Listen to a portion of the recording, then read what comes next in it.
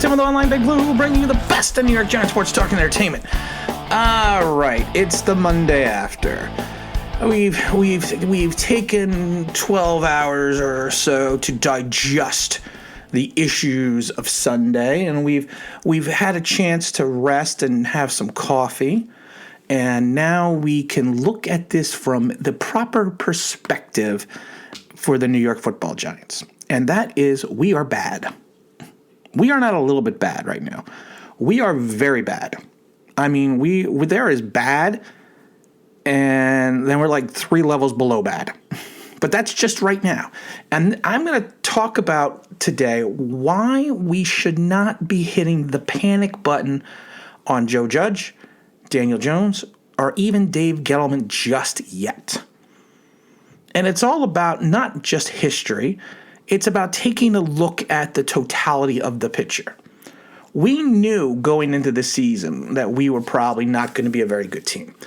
I predicted us at one point to be 8-8. Then I downgraded it to 7-9. Then I downgraded it again to 6-10 as we get closer to the season. And now I've downgraded it to about 2 to 3 wins. And you know what? And I even said before Joe Judge was hired, before his press conference after he was hired, I was not a fan of Joe Judge. And that hasn't changed, but I'm not going to sit there and say we need to hit the panic button. But Sunday, he looked like a special teams coach pretending to be a head coach. And that's the nicest way to put it. And yes, he's going to have growing pains, and so is the team. But I have been watching the Giants since the early 70s, and I have never seen a loss like this. I mean, I'm talking, I haven't seen it since the 83 season, since the 76 season, since the 74 season. The 1976 season, to me, was the worst season in New York Giants history, or that I saw. I mean, we lost the first, 9 games in a row. We were shut out 2 weeks in a row. In a span of 4 games, we scored 10 points. I mean, it was bad. I mean, we were bad. I mean, bad's not even the word for what we were. You know, and we even had talent. We had Harry Carson, Brian Kelly, Bradley Van Pelt. You know, we had, George Martin was on that team. John Mendenhall, the defensive tackle, was on that team. I mean, we had a defense. But we were just bad. We were just poorly coached. Craig Morton was the quarterback. I laugh. I did I was messaging back and forth on the board with Bad Dog, and I told him a story about how in 1976, when my grandmother bought me a Craig Morton jersey for Christmas, I cried. That's how bad Craig Morton was. Of course, I was also 8 years old. So, I mean, but I always think the 76 team was the worst team that I saw personally. This team rivaled that yesterday. And here's the problems that we're having. We are a team in spurts. We show moments of consistency. And I mean moments. I mean sometimes only like 3-4 plays in a row. Right now we look poorly coached. And there's no nice way to sugarcoat that and say, "Oh yeah, we look poorly coached." And it's funny, though, because we heard all during training camp how Joe Judge is the teacher. Joe Judge is... it's funny. I would like to just point something out to a subscriber. My Batman voice and my Maximus Decimus Meridius voice from Gladiator are not the same. This is Batman. I'm Batman. This is Maximus Decimus Meridius. I'm Maximus. See? Totally different. But you know what? We heard through all the time how he was the teacher and how he was doing this and doing that. I am not seeing any of that. I am seeing a team that comes out flat, that is not prepared, that does not know sometimes how to position themselves on the field.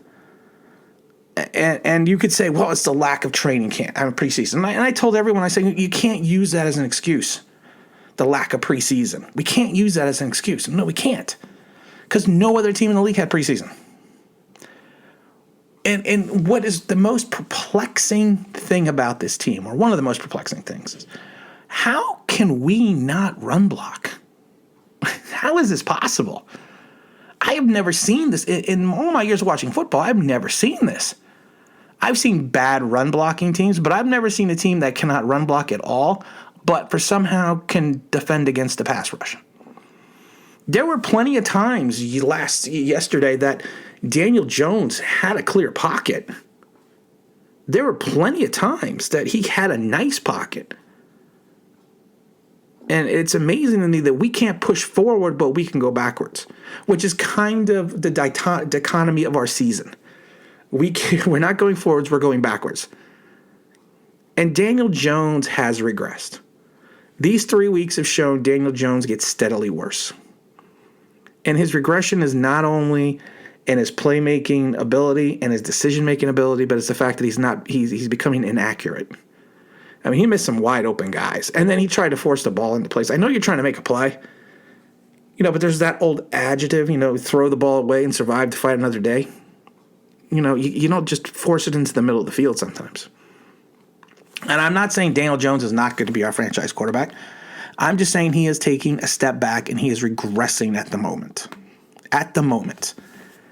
Devontae Freeman, I already told you people, he was not going to be a factor. There was no way he was coming in off the street. He basically came in off the street, let's be honest. Wayne Gallman was a nothing. Darius Slayton, I warned everyone about this. The league will gain footage on him. They will adjust to him. He'll have some big games, and he'll have some 3 for 53. And then he had total of 7 targets, and of course he also fumbled. Golden Tate's finally getting the action, but Golden Tate is not the guy that Golden Tate used to be. Evan Ingram, can we just leave Evan Ingram somewhere? Caden Smith, I'm not seeing it. I've said this about Caden Smith before. I don't see it. I don't see him being a full-time starting tight end, and I got blasted for it, but I don't see it. CJ Board had one nice catch. Again, he any place else he'd be a fourth, fifth. He is basically just a fourth, fifth receiver. That's all there is to it.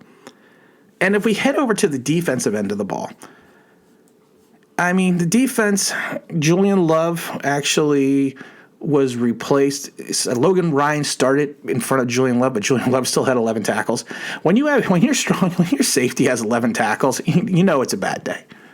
Isaac Yiadom, people are like, well, Isaac Yiadom, he replaced Corey Ballentine. Yeah, Isaac Yiadom, oh my God, he had 8 tackles, but yeah, you got 8 tackles when Opie Taylor, I like to call him, is picking on you. Nick Mullins is picking on you. Yeah, I would have 8 tackles too. Logan Ryan actually had a fairly good game. Dalvin Tomlinson kind of disappeared. He had 2 tackles for losses, but he wasn't a factor. O'Shane Ximines we had an O'Shane Ximines sighting with 5 tackles. Leonard Williams had 5 tackles and another sack and 2.5 tackles for losses. Leonard Williams is playing well. I'm not going to say anything about Leonard Williams. He's actually playing well. Kyler Frackwell, he can just rush the pass. That's all he can do.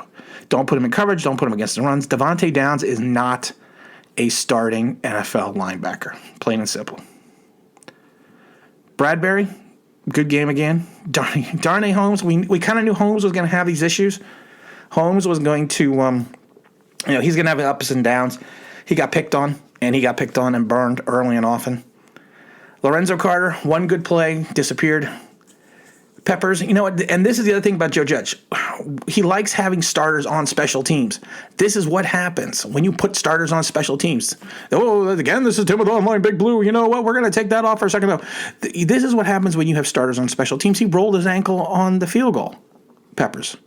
You can't have that. We had Marcus Golden on the field, but we didn't have a Marcus Golden sighting. BJ Hill is useless. He's been useless the last couple of weeks. The thing is this. And Caden Smith fumbles the ball on that kickoff. Oh, my God. Couldn't believe that. But we're not going to get it. My head hurts again. But the defense has talent on it. We play well at spurts in the defense. The problem with the defense is we can't get off the field. Subscribers said it best for the Giants defense on 3rd and down. It's 3rd and death. Because the other team is going to get the 3rd down. The 49ers had the ball for 4.5 hours yesterday? And people are like, well, you can't build up offensive continuity if you don't have the ball. Yeah, but the other problem is when you get the ball, you need to be able to get a couple first downs. We were never in the red zone. 49ers did a punt, and we were never in the red zone. But here's why, and I hope everyone stayed with us, here's why it's not time to panic yet, because it is the 3rd game of the season we lost. We are going against the Rams in LA. We're going to get blown out. Predicting it now. We are going to get smashed. Hopefully it's not as bad as this, but we are going to get smashed. But we need to focus on building some of the young guys up. And the problem is we need to finish this. We need to start this on defense. And the defense needs to figure a way to get off the field on third down. That's all it is to it. I mean, like I said, there's a couple things that we could fix that could help this situation. Not help us win, but help the situation. Get off the field on third down. Have a couple third down stops on defense. And build up some continuity in the office. And have Daniel Jones have the ability to hit wide open guys and make the proper decision. I've said it before. In some ways, it's almost like Daniel Jones is regressing because Eli Manning's not there. And I'm not saying Eli Manning was the greatest quarterback the last 5 years. I'm not saying it at all. But Eli Manning, at least when Daniel Jones had Eli Manning, if Daniel Jones was bad and got benched for Eli, and I've said it before, you could just say, well, I got benched for Eli Manning. I got benched for a future Hall of Famer. Now, if we bench him, we're benching him for Colt McCoy. So that's why he's not going to get benched now. But I predicted this. He is going to get benched sometime during the season. If we can find a way to get off the field on third downs, and we can figure out Mark Colombo, earn your paycheck. I heard nothing about all these wonderful things that you did in Dallas. Did you do this in Dallas because of the talent you had or because you're such a wonderful teacher? I'm beginning to think it was the talent you had in Dallas. You can't get your guys to block forward. You know, Andrew Thomas has not been bad. He's not been fantastic, but he's not been bad. He's been solid. He had one false start penalty finally last week. But when you're not hearing his name, you're not hearing number 78, that's a good thing. But Zeidler looks like a shell of himself. Will Hernandez, I don't know what's going on with Hernandez. Can we just start Matt Perrette now? And where's Shane Lemieux? And can we please end the Nick Gates experiment? Can we? Maybe Nick Gates, can we just put Pulley in there? Can we? Maybe Nick Gates is a guard, maybe he's a tackle, but can we just put Pulley in there, please? But I am not panicking yet because of the fact that, like I said, there are things on this team that are fixable. Getting off the field in third down, somehow trying to establish a run game, and having Daniel Jones. And like I said, I keep saying this and no one ever listens to me. If Daniel Jones throws the ball over 20 times a game in these first 5-6 weeks, we are going to lose every game. We are going to lose every game. I'll say if he throws the ball over 24 times a day, we are going to lose every game. And I've said this before. So let's limit Daniel Jones throwing. Let's just focus. Let's stop the Harry High School movement on the line bullshit like we're doing, because no one's being fooled by the motion of the Giants offense. Let's just line up and push forward. We evidently have the hog mollies to do it. Let's see it. And I think those are the keys. Like I said, we're not going to panic just yet. You know, if we get blown out and we continue to regress against the Rams, then I'm going to hit the panic button. But like I said, because we've regressed. I mean, hell, Mitchell Trubisky got benched this week for Nick Foles, and they came back and won. That makes my head hurt. But let's just relax. Let's relax. We're going to regroup. Yeah, it was a bad loss. It was probably the worst loss that I've ever seen in my Giants history. And that's going back to 1974. So let's not focus on this game. Let's get away from this game. Let's try to figure out the talent we have. Because like I said, we have some holes we still have a problem at the CB2 position. Our safeties aren't bad. You know, the linebacker outside of Blake Martinez has been hard to play. We just got to, it's one of those things that, like I said, I always jokingly laugh and say the 49ers picked up guys off the street that played better than we did. They had guys that didn't play for a couple of years who played better than we did. The 49ers are a team that was built correctly, and they were built with depth. I give John Lynch all the credit in the world. That team was built with depth. But like I said, we just need to focus on getting off the field third down, figuring out a way to get the running game moving forward, and limit Daniel Jones' turnovers. And we can keep the games close. Oh, and we need to take Isaac Yiadom, Devontae Downs, and we need to take Evan Ingram, possibly Caden Smith, put them all on a bus, and leave them somewhere on the highway. Plain and simple. Denver is laughing at us. Denver's like, I can't believe they gave us a 7th-round pick for this guy. I wouldn't give him. I wouldn't have given 3 cans of Coke and a Pastelli for this guy. But you know what? It is what it is. One more week. Let's see what goes on. Let's not panic, guys. I'm usually the one that's doom and gloom. Let's not panic. And again, this is Tim with Online Big Blue, bringing you the best in New York Giants sports talk and entertainment. And as always, if you could subscribe, if you could ring that bell, you know what that means, that'd be awesome.